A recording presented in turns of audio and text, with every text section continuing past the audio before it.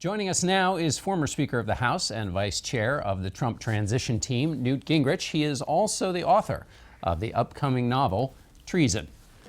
Welcome, Mr. Speaker. Does Donald Trump have a mandate? Well, I think, first of all, he won, and he won pretty decisively in the Electoral College. And I think the deeper thing is the Republicans won the House, they won the Senate, they won the governorships, most Republican governors in history, most Republican state legislators in history. So if you look at the country, there's certainly a shift towards Republican government on a pretty big scale. Is it a challenge for him that he didn't win the popular vote? To some extent, but remember, in 49 states, he had a 2,200,000 vote majority, and then there's California. We don't compete in California. The current rules of the game, we're not going to carry California, and it's a sad cycle.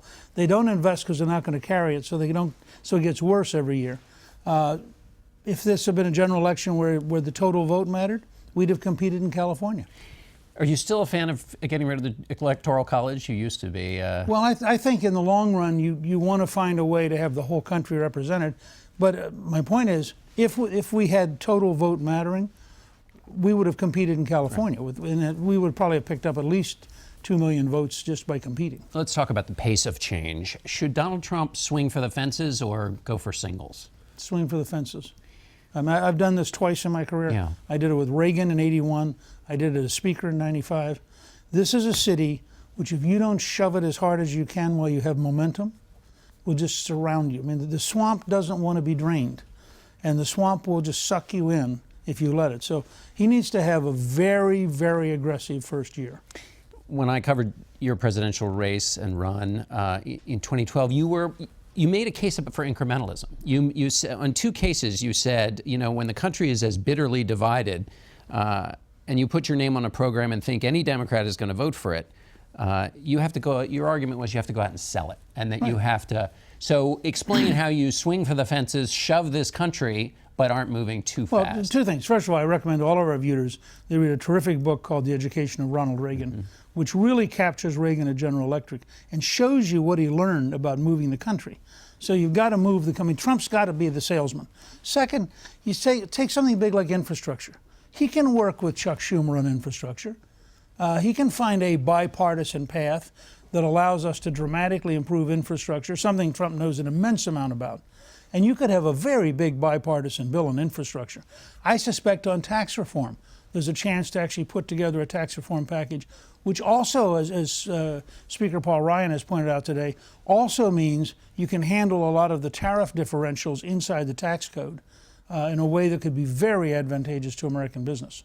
Back in 12, you also said, we got mad at Obama because he ran over us when we said don't do it. Well, Republicans ought to follow that same ground rule. Does that still apply? I think it's very important that Trump try to have as many Democrats as possible help him do this, because one of the lessons of the Obama years is if you do things that are big on a purely partisan basis, they're not stable. Yeah. I mean, and I think Trump wants to change America to make it great again for a generation, not just for 8 years. What has he done since being elected president that made you think, gee, that's different? Well, I mean, I think, first of all, his speech on his victory speech was very conciliatory, very much in the right direction.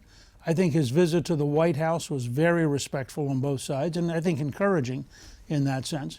I think his meeting with Paul Ryan and with Mitch McConnell, and the fact that he's integrating Mike Pence so thoroughly, which also happened with Cheney. As you remember, Cheney as vice president led the transition. Pence as vice president is going to lead the transition. I think all those things show you steps towards stability and maturity that are very, very encouraging. Paul Ryan said today on CNN that there's not going to be a deportation force. Mr. Trump has said that he's going to incorporate some ideas of Obamacare, which he talked about on the stump too. Now that he's president, are a lot of the things that seem to be bright lines in the campaign, are they much more negotiable? Well, I think if you listen to the brief section you had from 60 Minutes, there are going to be substantial deportations. They're called criminals. I mean, 2 million people would be a lot of people to deport. And if at the same time you gain control of the border, and if you passed a guest worker program, you'd be a long way towards then, 3 or 4 or 5 years from now, dealing with the rest of the folks who are here without legal permission. And I think by that stage we would accommodate it in some way. I think in terms of Obamacare, it's going to be repealed, but there are certain aspects of it that are very widely supported. And if you know, you don't want to capriciously take away the right of somebody to be on their parents' insurance till 26. You want to protect the right to have insurance coverage without any kind of precondition. But that means if you're not going to have a mandate, which we're not, and it hasn't been effective, I mean, they can't punish young people with taxes enough to get them to buy insurance, then you better have a high-risk pool, which Paul Ryan has suggested, or some device so that if you have a precondition but you're not insured, you still are going to get health care. Let me ask you about the sense of conflict in this country. There were 60 million people who didn't vote for Mr. Trump. Why should, or help explain to somebody who didn't vote for him and who, you know, there were people going around saying, not my president. In part, Donald Trump rose to prominence by challenging the idea that Barack Obama was a legitimate president, said he wasn't born in America, there was no evidence of that, spent 5 years saying he was illegitimate. Why should anybody who doesn't like Donald Trump think, oh, well, I should think he's legitimate now? Well, it's a question of whether or not you want America to be a successful venture. And I think, frankly, if you're hard left, it's very hard to imagine why you're going to accommodate a Trump presidency.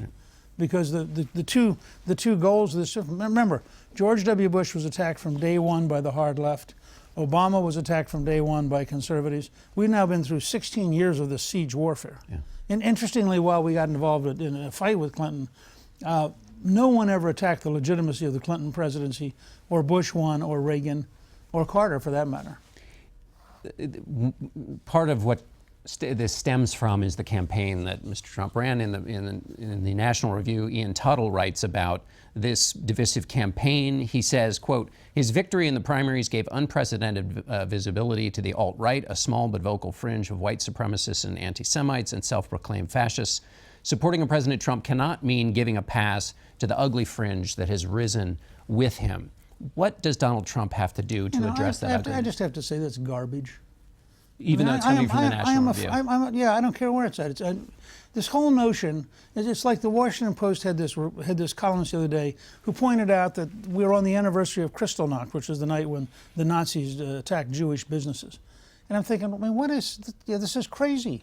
Donald Trump is a mainstream conservative who wants to profoundly take on the left. The left is infuriated that anybody would challenge the legitimacy of their moral superiority. And so the left goes hysterical. But the fact is, you know, and you get this with all these smears of Steve Bannon. Steve Bannon is a naval officer. He was a managing partner at Goldman Sachs. He was a Hollywood movie producer. You know, the idea that somehow he represents, I'd never heard of the alt-right until the nutcase started writing about it. But so your point is, it's garbage, therefore Donald Trump doesn't have to deal with it and let it go. Donald Trump has to be Donald Trump, and the country will organize itself around who he is. Does being Donald Trump mean keeping the Twitter account? What's your advice on that? My advice to that is to always have an editor. But still keep tweeting. Yeah, no, sure. I mean, look, it's a technique for reaching 13 or 14 million people at no cost and gets him around the New York Times. What do you want to do in this administration, if anything? I want to help plan the restructuring of the federal government. And so that sounds like a domestic role. No, it's the restructuring of the federal government. One of the questions including people, state and defense. One of the questions people had about Donald Trump is whether anyone can tell him no. Can anyone tell Donald Trump no? Oh, maybe Ivanka or Melania? I don't know. And I mean, look, this is a very strong-willed guy who has risen in remarkable ways. He's worth $4 to $10 billion. He beat 15 other people for the nomination. He beat Secretary Clinton for the presidency. He took on virtually the entire national media and beat them. He has a great deal of faith in his own instincts. And you have to say, most days he's more right than we were. All right. Speaker Gingrich, thanks so much for being here. Thank you.